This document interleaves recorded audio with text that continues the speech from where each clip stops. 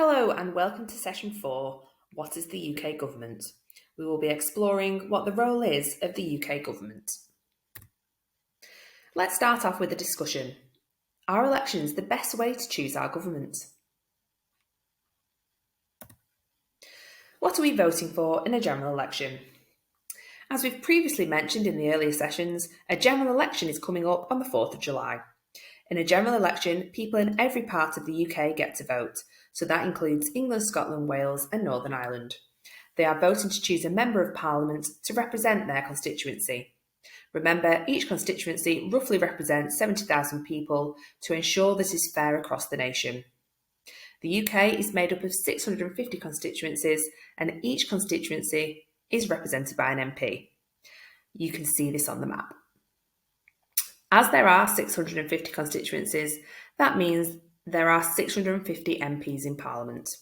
Your MP will represent you and the people living in your constituency in the House of Commons, which is in Westminster in London. Most MPs are members of a political party. The political party that has the most MPs form the UK government and they are in charge. Currently, this is the Conservative Party after the 2019 general election. Let's have a look at the 2019 election results as an example. In 2019, people across the UK voted in the general election, and these were the results. The Conservatives won 365 constituencies, so that means the Conservatives gained 365 MPs, whilst Labour gained 203, meaning they had 203 MPs. The Scottish National Party got 48, Liberal Democrats 11, and other parties and independents won 23 constituencies, and therefore 23 MPs. Because the Conservatives won the most constituencies and MPs, they were therefore able to form a government, as they were the winners. The voting system we use in the UK is called first past the post. This means the first person or party to get past halfway. So in the UK, there are 650 MPs. The winner therefore needs to get 326 to win, have a majority, and form a government. The Conservatives won 365 MPs in 2019, so they were easily able to do this. Have you heard of any other voting systems? What does the UK government do? The UK government is responsible for making all sorts of decisions that affect the whole of the UK, such as defence, the economy, employment, taxation, immigration and foreign policy. The most impactful decision the UK government makes is spending. They will decide how much is spent on supporting these areas and also the funding of local councils, regions, and the countries of the UK and other nations of the UK. In England, the UK government makes decisions on education, health, policing, and welfare. This is slightly different in Northern Ireland, Scotland, and Wales, as each of those have their own national governments responsible for those areas.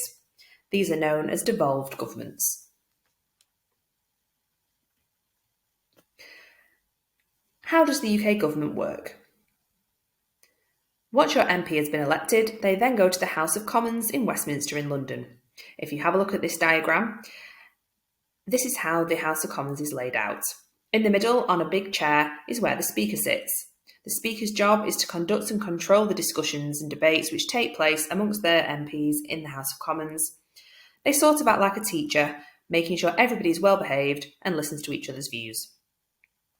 The party in power will always sit to the right-hand side of the Speaker. So currently, as we've discussed, this is the Conservative Party as they won the most constituencies in the 2019 general election. The Prime Minister and the members of their cabinet sit at the front on what's called the front benches. We will explore who they are and what they do shortly. The other elected MPs, who are not chosen to be in the cabinet, sit on the other benches behind the Prime Minister. These are known as the backbenchers. The official opposition party sits to the left of the Speaker. This is the party that came second in the general election. In the 2019 general election, the Labour Party came second, so they sit here. They sit directly opposite the government, which is why they are known as the opposition party.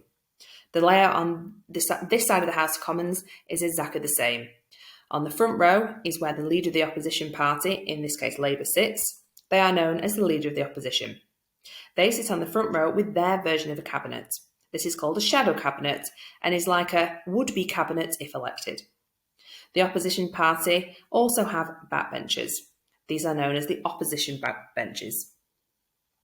Again, they sit on the benches towards the back, but on the left-hand side this time. So, if Labour win the general election on the 4th of July and the Conservatives come second, all the MPs will have to move to the other side of the House of Commons, but we'll have to wait for the election results to see what happens.